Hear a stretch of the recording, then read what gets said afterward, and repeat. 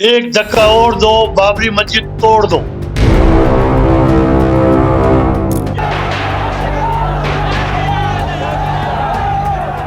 এক ধাক্কা और दो বাবরি মসজিদ তোড় দো। সাধবী রীতাম্বরার কণ্ঠে জোরালো ধ্বনিতে 1992 সালে বাবরি মসজিদের উপর আঘাত অনেক জোরে নেমে এসেছিল। সেদিন ছিল রবিবার।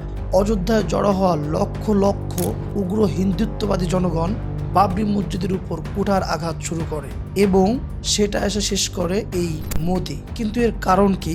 কিছু উগ্র হিন্দুদের ধারণা 1529 সালে সম্রাট বাবরের একজন সেনাপতি মীর বাকি অযোধ্যায় রাম জন্মভূমি ভেঙে সেখানে এই বাবরি মসজিদ তৈরি করেন। এটা কিন্তু স্রেফ একটা ধারণা, কোনো ধরনের কংক্রিট প্রমাণ নেই বা কোনো দলিল দস্তাবেজ নেই। আচ্ছা, আপনাদের কি 2019 সালে ভারতের জম্মু কাশ্মীরে তাদের বিশেষ অধিকার আইন 35 ক এবং 370 ধারা বিলোপের পর জম্মু কাশ্মীরে কি ম্যাসাকার সৃষ্টি করেছিল ভারতের প্রশাসন, সেগুলোর কথা মনে পড়ে? প্রায় সকল ফোর্স ডিপ্লয় করা হয়েছিল এই সকল মুসলমানদেরকে ডান্ডা মেরে ঠান্ডা করার জন্য। জম্মু কাশ্মীর থেকে 370 ধারা বিলোপের সিদ্ধান্ত সঠিক জানিয়ে দিয়েছে সুপ্রিম কোর্ট। তারা যেভাবে জম্মু কাশ্মীরের আইন বাতিল করাকে সঠিক মনে করেছে, ঠিক সেভাবেই ওয়াকফ আইনকে মুসলমানদের ঘাড়ে জোর করে চাপিয়ে দেওয়াটাকেও এখন সঠিক মনে করছে।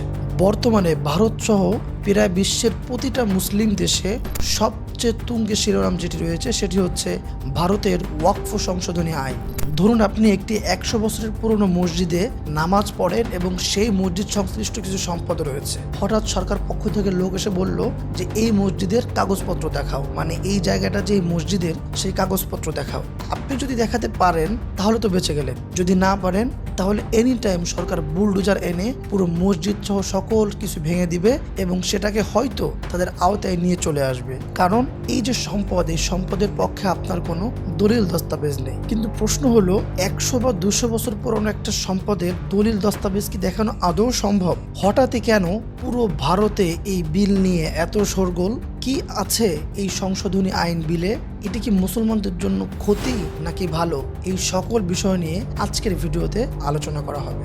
ভারতের মতো বড় একটি দেশে ভারতের রেলের পর সবচেয়ে বেশি জমির মালিক যদি কেউ হয়ে থাকে সেটা হচ্ছে ওয়াকফ। প্রায় 9.4 লাখ একর জমির মালিক ওয়াকফ, যার মূল্য প্রায় 1.2 লাখ কোটি রুপি।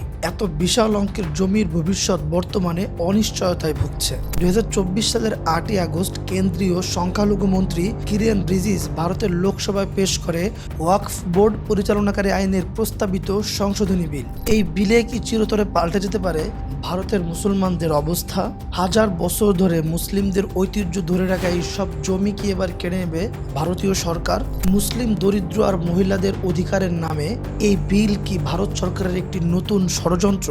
সে কথায় পরে আসছে, তার আগে ছোট করে বলে নেই যে এই ওয়াকফটা আসলে কি। আরবি ভাষায় ওয়াকফা শব্দটি এসেছে ওয়াকফ, যার অর্থ হলো সম্পত্তির হাত বদল।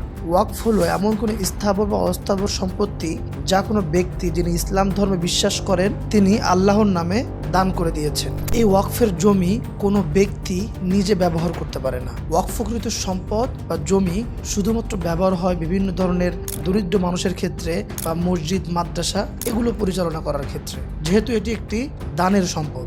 যখন কেউ কোনো সম্পদ এই ওয়াকফে দান করে সেটা দেখাশোনার দায়িত্ব পড়ে মুতাওয়াল্লির উপরে এবং এই মুতাওয়াল্লিকে নিয়ন্ত্রণ করে ওয়াকফ বোর্ড। পুরো ভারতে 32টি রাজ্যে এই ওয়াকফ বোর্ড রয়েছে। বুঝতেই পারছেন যে এটার ব্যাপকতা আসলে কত বড়। সাধারণত এই ওয়াকফ বোর্ডটা নিয়ন্ত্রিত হয় মুসলিম নেতাদের দ্বারা, যেহেতু মুসলিমরাই এই ওয়াকফে সকল ধরনের দান করে থাকে। শুধু তাই না, এই যে 32টি রাজ্যে ওয়াকফ বোর্ড রয়েছে সেগুলোকে নিয়ন্ত্রণের জন্য ভারতে একটা সেন্ট্রাল ওয়াকফ কাউন্সিলও রয়েছে।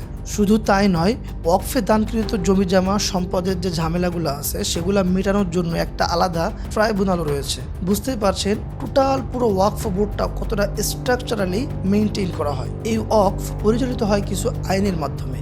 বিভিন্ন সময় এই আইনে বিভিন্ন পরিবর্তন আনা হয়েছে। 1913 সালে মুসলিম ওয়াকফ ভ্যালিডেটিং অ্যাক্ট, 1923 সালে মুসলমান ওয়াফিক অ্যাক্ট, 1954 সালে সেন্ট্রাল ওয়াকফ অ্যাক্ট, যেটা রিপ্লেস হয়েছিল 1995 সালের ওয়াকফ অ্যাক্ট দিয়ে। এরপর 2013 সালে ওয়াকফ আইনে কিছু সংস্কার করা হয়েছিল। প্রশ্ন হচ্ছে কেন এটি নিয়ে এত বিতর্ক? পয়েন্ট নাম্বার 1, বর্তমান যে আইনটা রয়েছে সেই আইনের 40 ধারা অনুযায়ী কোনো সম্পত্তি ওয়াকফ হিসেবে ঘোষণা করার যে ক্ষমতা, এই ক্ষমতাটা ছিল হচ্ছে ওয়াকফ বোর্ডের হাতে। কিন্তু নতুন যে আইন যেটা ইতিমধ্যে পাশ হয়েছে, সেই আইন অনুযায়ী ওয়াকফ বোর্ডের যে একচ্ছত্র ক্ষমতা সেটাকে কেড়ে নেওয়া হয়েছে।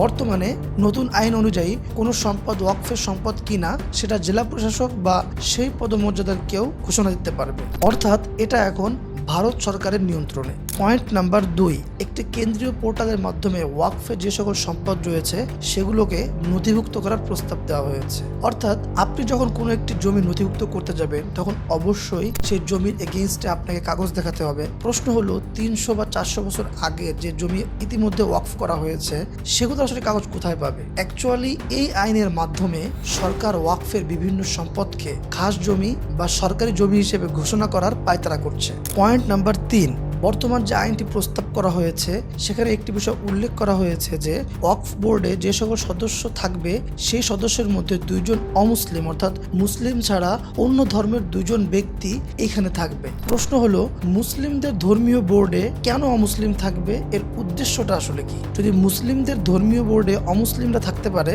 তবে বিভিন্ন মন্দিরের যে কমিটি বা বোর্ড থাকে সেখানে কেন হিন্দু ধর্মাবলম্বী ব্যতীত অন্য কোনো ধর্মের লোকজন থাকতে পারবে না?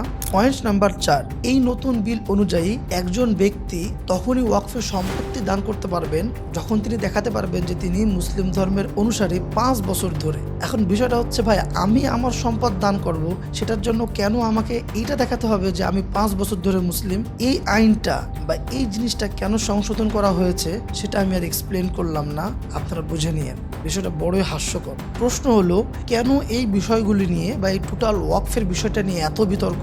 সরকারের অভিযোগ ওয়াকফ বোর্ডে ব্যাপক দুর্নীতি হচ্ছে, দরিদ্র মুসলমান আর মহিলারা বঞ্চিত হচ্ছে, গরিব মানুষের সম্পদ জমি জোর করে ছিনিয়ে নেওয়া হচ্ছে। তাই সরকারি পৃষ্ঠপোষকতায় এই আইনের উপর নিয়ন্ত্রণ প্রয়োজন। এখানে ভারত সরকারের যুক্তি 2006 সালের সাচার কমিটির রিপোর্ট অনুযায়ী দেশে প্রায় 5 লাখ ওয়াকফ সম্পত্তি ছিল। এখান থেকে আয় হওয়া উচিত ছিল 12,000 কোটি টাকা, হয়েছে মাত্র 163 কোটি টাকা। 2013 সালের ইউপিএ সরকার ওয়াকফ আইনে কিছু পরিবর্তন আনে, কিন্তু তাতেও সে সময় 8,72,000 ওয়াকফ সম্পত্তি থেকে আয় ছিল মাত্র 166 কোটি টাকা। তাছাড়া গত 2 বছরে দেশের বিভিন্ন হাইকোর্টে ওয়াকফ সংক্রান্ত প্রায় 120টা পিটিশন জমা পড়েছে। যদিও আদালতে 120টা পিটিশনের মধ্যে আনুমানিক শুধুমাত্র 15টা মুসলমানদের দায়ের করা, যার পরেও এই আইনের সংশোধনের প্রস্তাব দেওয়া হয়েছে। বিষয়টা বুঝতে পারছেন যে 120টার মধ্যে মাত্র 15টা হচ্ছে মুসলমানদের। মানে আমি কোনো একটা জিনিস খাবো, সেটা খাওয়ার জন্য তো আমাকে কিছু পদ্ধতি অবলম্বন করতে হবে, এটা হচ্ছে সেই পদ্ধতি। বিশেষ করে ভারতের মতো দেশে যদি আমি দুর্নীতির কথা বলি তাহলে তো ভারতের প্রত্যেকটা সেক্টরে দুর্নীতির মৌমাছির চাক হয়ে রয়েছে। সেখানে সব দুর্নীতি বাদ দিয়ে আপনি ওয়াকফের দুর্নীতির জন্য নতুন আইন প্রস্তাব করলেন, এবং আইনটি কিভাবে পাশ করা হয়েছে চলেন দেখি। এই আইন যখন প্রস্তাব করা হয়েছে সেই আইনের পক্ষে ভোট পড়েছে 288টা এবং বিপক্ষে ভোট পড়েছিল 232টা। তারপরেও এই গদি সরকার সেই আইনটাকে পাশ করে দিয়েছে। এই ওয়াকফ সংশোধনী আইনের বিপক্ষে যারা ভোট দিয়েছে তাদের অন্যতম একটা যুক্তি হচ্ছে সরকার এই আইনের মাধ্যমে আসলে এই সকল জমি জমা এই ওয়াকফ থেকে বের করে নিতে চায়। এই ওয়াকফ সংশোধনী আইনের বিপক্ষে যারা ভোট দিয়েছে তাদের মতে বিজেপি সরকারের মূল উদ্দেশ্যই হচ্ছে মুসলমানদের জমি জমা দখল করা, যে কারণে তারা এই আইনটা সংশোধন করছে। ছোট্ট একটা উদাহরণ দিলেই বুঝবেন। আপনি কোনো একটা জমি ওয়াকফ করে দিয়েছেন বা দান করে দিয়েছেন, সেই জমিটার 6 মাসের মধ্যে ডিজিটাল রেজিস্ট্রেশন করতে হবে। যেখানে বাংলাদেশ, ভারত, পাকিস্তানের মতো একটি দেশে একটা ফাইল একটা টেবিল থেকে অন্য টেবিলে যাইতে লাগে 2 মাস, সেখানে আপনি কিভাবে একটা জমির ডিজিটাল রেজিস্ট্রেশন 6 মাসের মধ্যে করবেন? আর আপনি যদি করতে না পারেন তাহলে এটা যে ওয়াকফের সম্পদ সেটা মেনেই নেওয়া হবে না। এখন একটা জমির ডিজিটাল রেজিস্ট্রেশন তো অনেক বড় একটা প্রসেস, অর্থাৎ এখানে আপনাকে এমন একটা টাইম লাইন বা এমন একটা ফ্রেম বেঁধে দেওয়া হয়েছে, অটোমেটিক্যালি আপনি যে জমি এই ওয়াকফে দান করবেন সেটা আসলে এই ওয়াকফে যাবে না, এটা সরকারের হয়ে যাবে। ওয়াকফে কিন্তু প্রথম কোনো আইন না যেখানে মুসলমানদের অধিকার নষ্ট করা হয়েছে। 2019 সালে ভারতীয় সংবিধানের 370 নম্বর অনুচ্ছেদটি বাতিল করে জম্মু ও কাশ্মীরের বিশেষ অধিকার বিলোপ করেছিলেন নরেন্দ্র মোদী সরকার। সাবেক জম্মু কাশ্মীর রাজ্যকে 2 কেন্দ্রশাসিত অঞ্চল জম্মু কাশ্মীর এবং লাদাখে ভাগ করা হয়। 370 নম্বর অনুচ্ছেদ অনুযায়ী 2019 সালের আগস্ট মাসের আগ পর্যন্ত প্রতিরক্ষা, পররাষ্ট্র, অর্থ এবং যোগাযোগ ছাড়া অন্য কোনো বিষয়ে জম্মু ও কাশ্মীরের হস্তক্ষেপ করার অধিকার ছিল না কেন্দ্রীয় সরকারের। জম্মু ও কাশ্মীরের কোনো আইন প্রণয়নের অধিকার ছিল না সংসদেরও। আইন প্রণয়ন করতে হলে রাজ্যের সম্মতি নিতে হতো। তাছাড়া আলাদা পতাকাও ছিল জম্মু ও কাশ্মীরের। জম্মু কাশ্মীরকে নিয়ন্ত্রণ করার জন্য মোদী সরকারের যে সূক্ষ্ম চাল ছিল সেটা হচ্ছে 370 ধারা বাতিল। আর ঠিক একইভাবে এই ওয়াকফ সম্পত্তিকে নিয়ন্ত্রণ করার জন্য যে চাল ইতিমধ্যে চলেছে সেটা হচ্ছে নতুন ওয়াকফ বিল সংশোধনী আইন। ক্ষমতার গদিতে বসে স্বেচ্ছাচারিতার মাত্রা কতটুকু অতিক্রম করা যায় সেটা আমরা পাশের দেশ থেকে দেখছি। নতুন যে আইন পাশ করা হয়েছে সেটার নাম দেওয়া হয়েছে United Waqf management empowerment efficiency and development act, সংক্ষেপে উমিদ। হিন্দিতে উমিদ অর্থ আশা। তবে এই আইন কাদের জন্য আশা আর কাদের জন্য হতাশা সেটা ভারত সরকারই খুব ভালো করে জানে। শুধু মুসলমান নয়, ভারতে যে সকল সংখ্যালঘু অন্যান্য ধর্মাবলম্বী রয়েছে তাদের জন্য এই আইনটা ওয়ার্নিং।